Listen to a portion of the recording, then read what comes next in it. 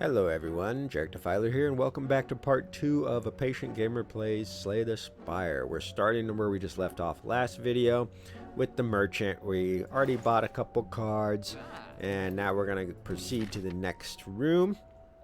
As you can see, although you have multiple options from different points, different starting points and whatnot, some of them are more linear when you get to certain areas, so we are stuck with only one room. And here we have, looks like some kind of, I don't know what that's supposed to be, but it's sexy either way. Alright, so this enemy intends to attack for 11 damage. So it's kind of cool that it shows what their card pool is in a way by showing, well, maybe not their card pool, but what their next attacks and stuff are going to be. You know, so with the intent option here. And I still haven't seen anything that might have been something other than just aggressive, so I'm sure we'll see that, because again, this is just a tutorial. But I'm looking forward to seeing what kind of options and stuff they have there when it comes to intent, because that can mix things up as far as strategies and stuff is concerned. So since we're kind of going with a block build here, I guess we'll just do the theme, stick with it. What's this? Choose a card to upgrade. Oh, okay, cool. I want to upgrade this one then in that case. Does it just count as one card, or deal damage equal to your block? Ooh, it makes it free. Sure, why not? That's cute. And I guess we just go ahead and attack here. Again, this is my first playthrough, so I'm not sure how this game really works in the long run. I'm probably not playing optimally by any stretch, but we're gonna find out soon enough, right? If I die within the next couple rooms, which will most likely happen. Can be upgraded a number of times. 5 block, 5 block. So why did this go into their discard pile once I upgraded it? I don't know. But either way, we'll see. So stick with the theme. Heavy on the block. Oh, that cost 2. Okay. So I guess we're just gonna use all my cards. Okay, so each turn, after each turn, everything goes to the discard pile, and then it just resets. Okay, I get it now. I see.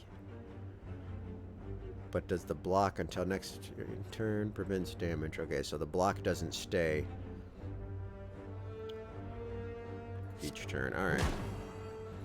It's a learning experience, people. So I might as well. Oh, you can't use it.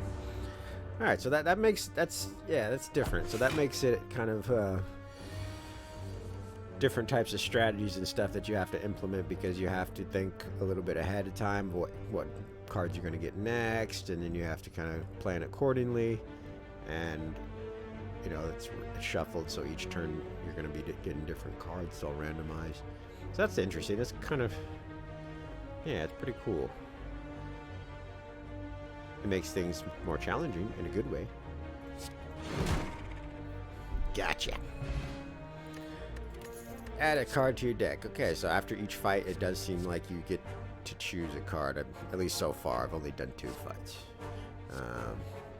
What do we got here? Disarm. Enemy loses 2 strength. Exhaust. Removed until end of combat. Energies. Okay, so with, again, like I said in my first video, I'm pretty sure with the exhaust, I've seen that in other card games, but I just don't remember because it's been a while. But so exhaust would means you can only use this card once per fight, I assume, per combat. So you can't get, once it's in the discard pile, that's it. It won't go shuffle back into your. It won't be shuffled back into your deck.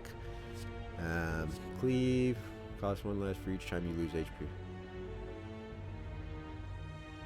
That looks like a good one. I'm getting my ass kicked, so why not? Alright, so unknown room.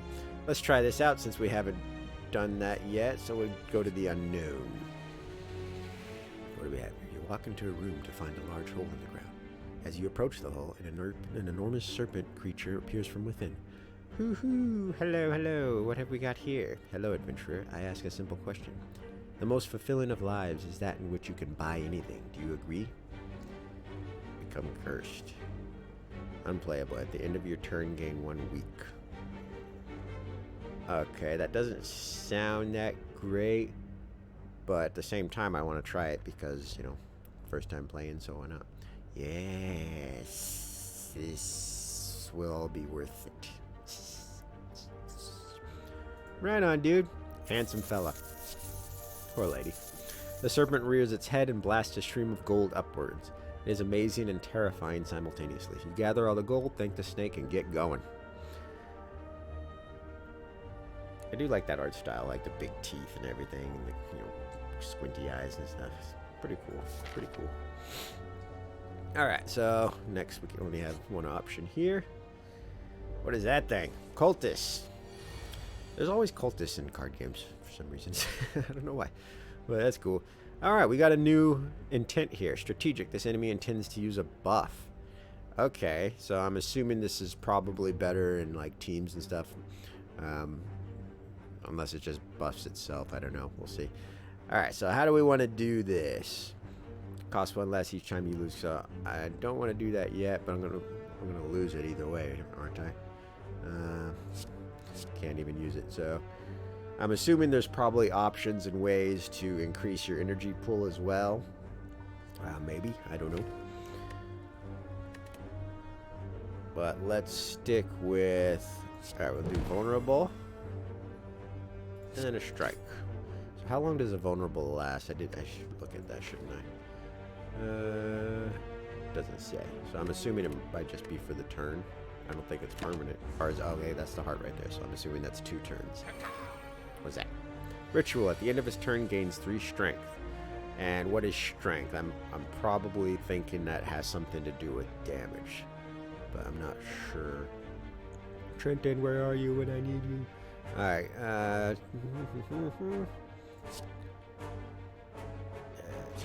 just do some damage while he has vulnerable on him. Oop. In turn. Yeah, again, the pacing of the game is really good. It doesn't feel like your average card game. Once you learn these and you learn your deck, I'm sure you can just be pumping them out so fast and just tearing through rooms, which is really cool. But at the same time, you know, you can still take your time. You don't have to rush. Man, I always get this when I don't have any block cards. Oh wait, here we go. Go. So I could do that, and then I could do that, and then I could do. Do I want to play this? Unplayable cards cannot be played from your hand. Weakened creatures deal 25% less damage with attack. So I can't play this. Unplayable. At the end of your turn, gain. Okay, so I'm assuming. Well, it's gonna die, but I'm assuming that is just automatic at the end of your turn, which is pretty self-explanatory. Oh, we got our first potion. Ancient Potion. Gain 1 artifact. Negates the next debuff.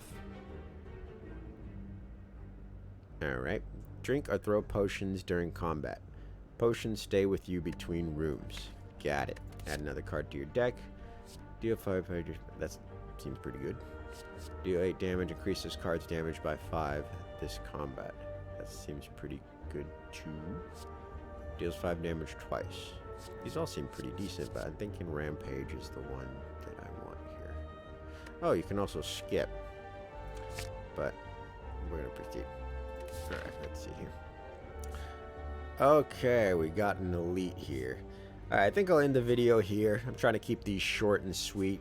And we're making our way up. Again, this is just a tutorial level, so I'm sure it's meant to be super, super easy.